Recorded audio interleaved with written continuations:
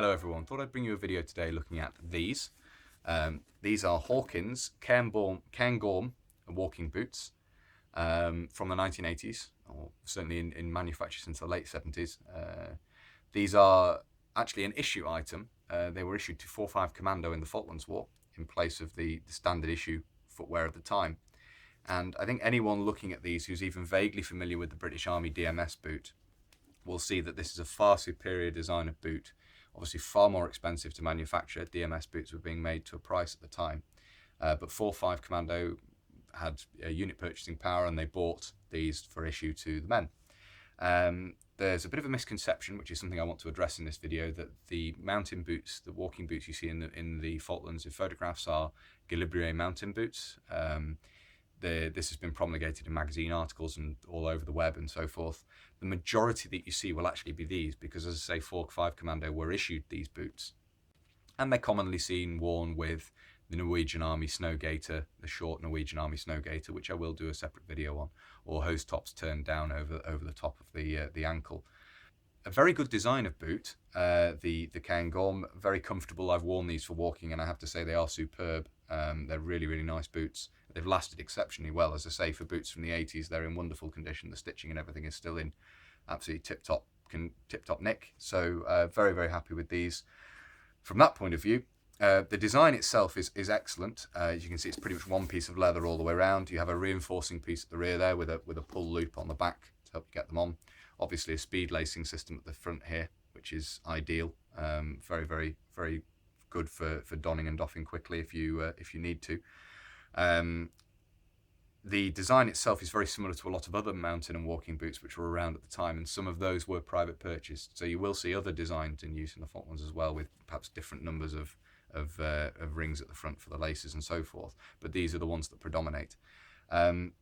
Padded ankle. Padded area around the ankle there on the opening, and also padding further down inside around the ankle. The tongue is also padded. If I pull that out there, you might be able to see inside. The tongue is also padded and obviously double folded, so it's very much more waterproof than the DMS boot, which isn't hard, but this is a particularly good design from that point of view. Looking at the sole now, we have a Vibram sole in Commando pattern tread, obviously dating back to the SV boots of the Second World War. This design of tread, that is, the front part of the sole is screwed on and then the heel is actually nailed in place, and you can see, perhaps, I don't know if the camera will be able to focus on that, but the Vibram marking there. So these are Vibram rubber soles. Very, very good design. The boot itself, as I say, is a very good design, much more waterproof, much more water resistant than the DMS, but the conditions in the Falklands, medical reports showed that even with decent boots like this, the conditions in the Falklands did lead to problems with the feet because it was so wet, and it was so difficult to keep your feet in good condition, keep fresh socks on the go, powder your feet regularly enough. Your feet were damp a lot of the time, even in boots like this, because the minute the water overtops your boot, the inside of the boot's wet anyway, and it's damp conditions, it's very difficult to get anything to dry out. So even with boots like this, men suffered problems. So the DMS boot was a terrible design, or had become a terrible design through it being made to a price. Even with decent boots, there were still problems. So it's a little bit unfair to consider the DMS boot as the sole cause of the issue. If everyone had decent boots, their feet would have been fine.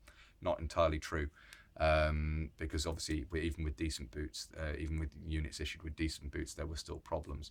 Much as the DMS is a terrible boot, and I'm in no way defending it, the conditions in the Falklands were abysmal from the point of view of keeping feet in good condition. The dampness and the moisture and just the conditions, the inability, men in the field, the inability to get your feet dry.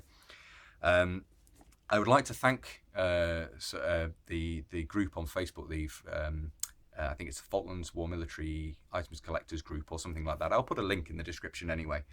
Particularly Paul Hannon, a member on there, who has a very extensive collection of British militaria, who informed me of the fact that these weren't Galibier, or the ones that were showing up in photos weren't Galibier mountain boots. They were in fact the British Cairngorms in general, because previous to that I'd also come to believe the misconception that they were by and large Galibri mountain boots.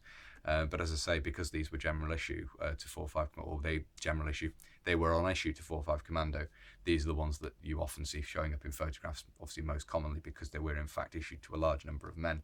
So that's basically everything I wanted to say in the video about these. Just a quick look over the design and a quick talk about obviously their use in the Falklands.